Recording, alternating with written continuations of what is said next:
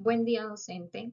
Somos el grupo número 2 de PSV3A de Procesos Psicológicos Superiores.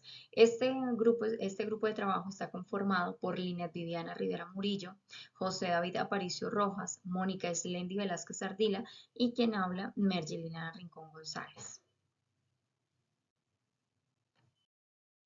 En esta fase estaremos hablando de Lev Vygotsky, entre los cuales tenemos una bibliografía con unos datos muy cortos. Lev Vygotsky nace en 1896 y muere en 1994. Muere en Moscú a causa de una enfermedad llamada tuberculosis. Lev Vygotsky era un psicólogo epistemólogo ruso, el cual tuvo unas obras muy destacadas, las cuales fueron Psicología del Arte, Pensamiento y Lenguaje. Vygotsky nos hablaba de funciones inferiores y funciones superiores.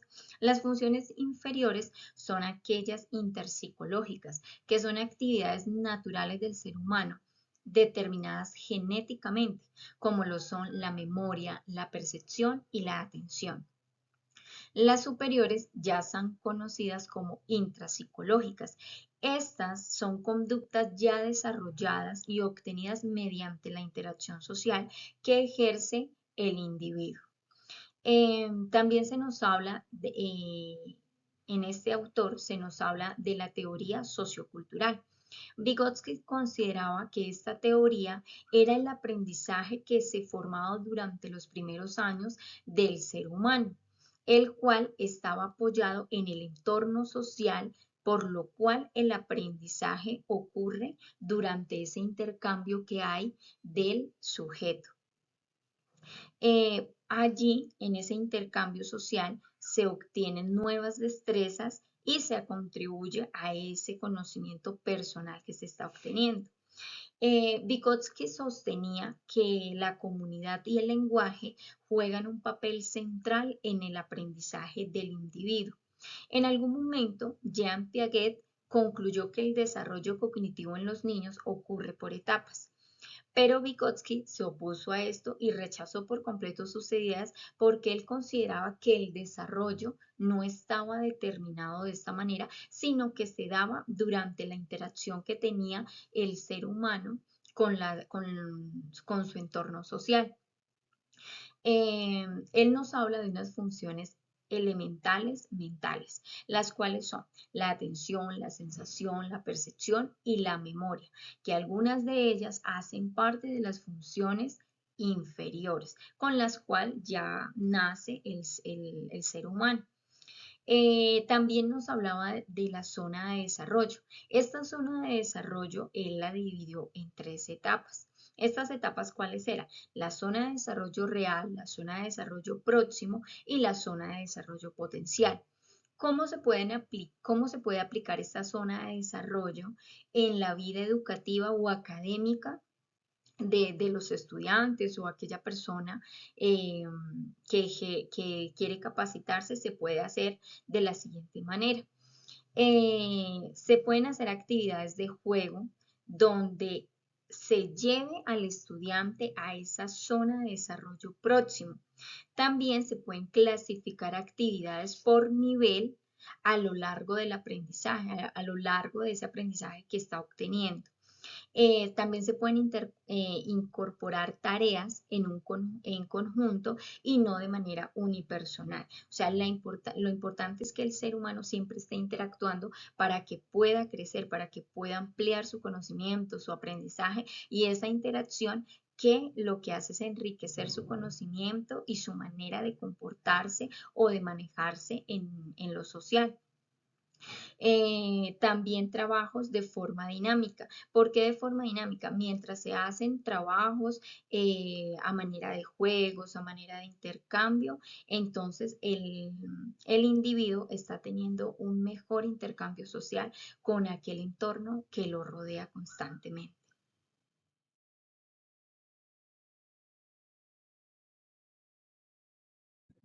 Buenas noches, mi nombre es Viviana Rivera. Para dar continuidad, voy a exponer sobre la teoría del aprendizaje por descubrimiento del autor Jerome Brunner. Bueno, Jerome Bruner fue un psicólogo, profesor, además un pedagogo estadounidense que hizo grandes contribuciones a la psicología cognitiva y también a las teorías del aprendizaje, especialmente dentro del campo de la psicología educativa. Brunner también se dedicó al estudio del desarrollo intelectual de los niños. Este es uno de los autores que se centró en la estructura cognitiva de los niños y para él, pues él refería como tal que el individuo selecciona la información, la procesa y la organiza de una forma particular. Definía el aprendizaje como el proceso de reordenar o transformar los datos de modo que permitan ir más allá de ellos, eh, es decir, hacia una comprensión de estos datos. Para este autor, el aprendizaje por descubrimiento es una metodología de aprendizaje en la que el sujeto descubre los conceptos y los reordena para adaptarlos a su esquema cognitivo. Algunas de las ideas de Brunner sobre el aprendizaje fueron: el lenguaje facilita el aprendizaje, es decir, que es un medio de intercambio social y una herramienta para entender como tal el ambiente. Otra de las ideas es: el desarrollo intelectual consiste en una capacidad de comunicarse con uno mismo, ya sea con los demás o por medio de palabras o de símbolos. La otra idea fue: el desarrollo intelectual se basa en una interacción sistemática entre un maestro y un alumno. En cuanto a la teoría de la instrucción, Brunner se basó en cuatro aspectos principales. El primero es la predisposición a aprender. Brunner consideraba que el aprendizaje depende siempre de la exploración de diferentes alternativas. El segundo principio es la estructura y la forma de conocimiento. Refiere que este conocimiento debe ser representado lo suficientemente simple para que un alumno pueda como tal comprenderlo. La tercera es la secuencia de presentación. Brunner refería que la instrucción consiste en guiar al estudiante a través de una secuencia que le permita aumentar su habilidad para comprender, transformar y así poder transferir lo que aprendió. El cuarto principio refiere a la forma y frecuencia del refuerzo. Esto es que el aprendizaje depende en gran parte de que el alumno verifique los resultados en un momento y lugar que le permitan como tal corregir su desempeño. Este autor refirió unas variables que influyen en el aprendizaje por desempeño. Una de ellas es el momento en que se entrega la información. La otra variable es la forma en que se entrega y la última variable es la condición del alumno. Para concluir, se puede decir que la teoría de Brunner eh, destacó la importancia que tiene el descubrir el conocimiento para que éste resulte útil como tal al alumno. Además, refería que para generar un correcto aprendizaje por descubrimiento dependerá de varios aspectos, tales como conocimientos previos del alumno, la etapa del desarrollo intelectual, contenidos, secuenciación y puesta en marcha de lo aprendido por el alumno. Muchas gracias.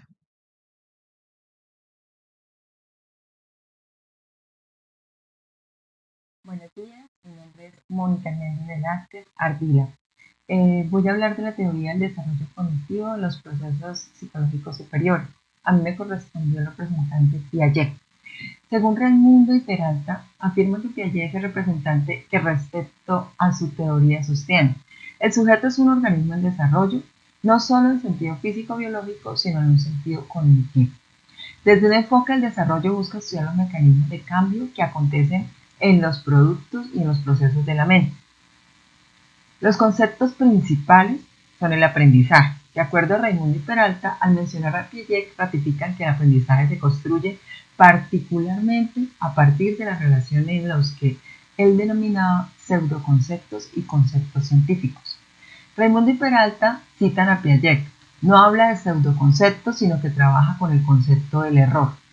Los autores Raimundo y Peralta hablan sobre algo fundamental al citar a Piaget, donde afirman que describe un proceso que iría de menor a mayor a través de los mecanismos de asimilación y acomodación. Las estrategias empleadas por Piaget fueron la educación. Durán hace referencia a algunas estrategias que se pueden implementar en el campo de la educación desde la teoría de Piaget, como lo son: motivar al estudiante a adquirir nuevos conceptos, tener en cuenta los conocimientos previos del estudiante, construir el concepto a partir de la acción, despertar en el niño y la niña el interés de profundizar en el conocimiento por medio de la observación. El estudiante es un actor activo en el avance del aprendizaje. Considerar el error una herramienta valiosa para que el estudiante aprenda. Propiciar un aprendizaje significativo que le permita aplicar lo aprendido en el aula en la vida cotidiana. Las estrategias socioconstructivistas se centran en la asociación y confrontación entre nuevos conocimientos. Gracias.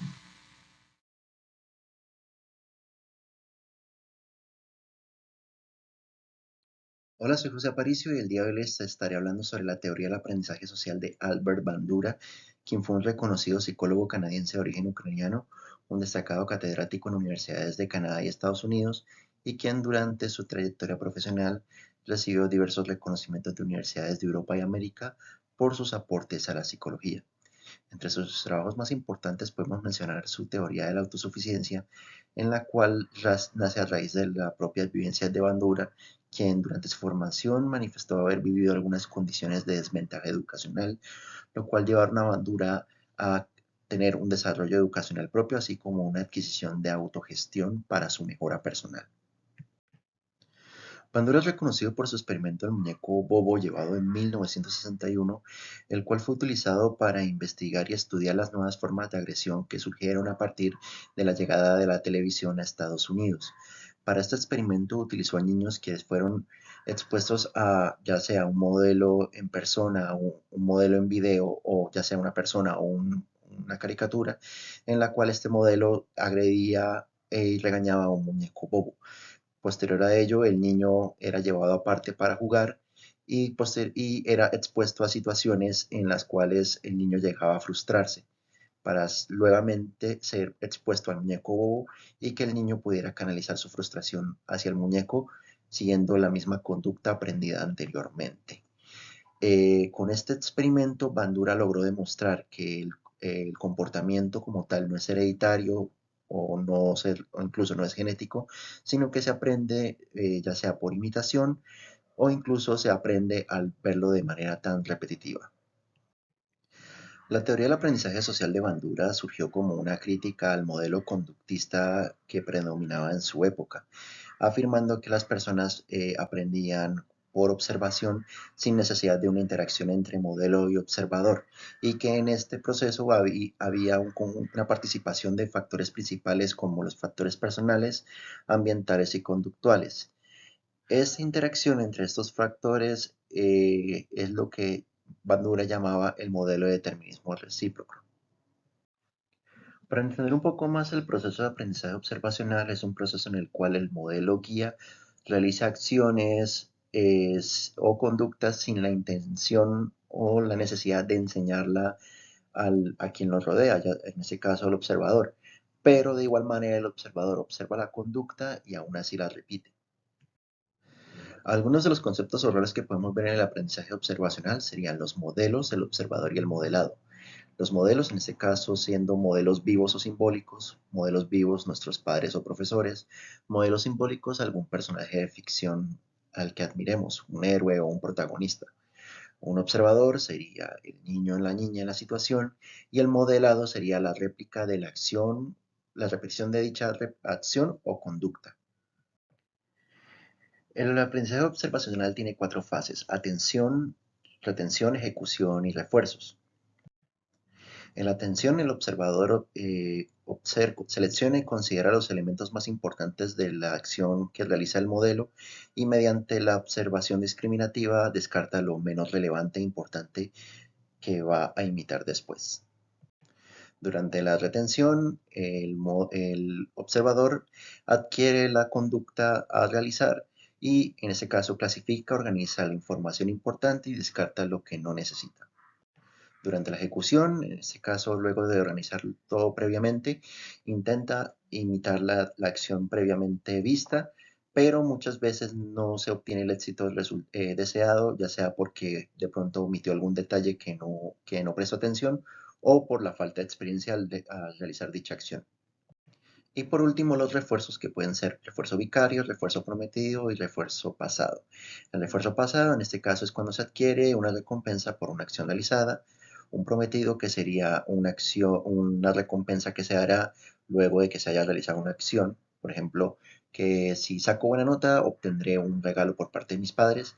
Y finalmente un refuerzo vicario, el cual sería un aprendizaje adquirido, pero en este caso no por imitarlo, sino porque lo considere útil para su vida. Por ejemplo, que haya visto a sus padres hacer el aseo de la casa y él lo haga con la intención de mantener limpio su espacio. Con esta teoría, Bandura demostró la importancia de la psicología en la sociedad y cómo puede contribuir al desarrollo personal y al crear políticas que pueden mejorar la calidad de vida de las personas en el mundo. Gracias.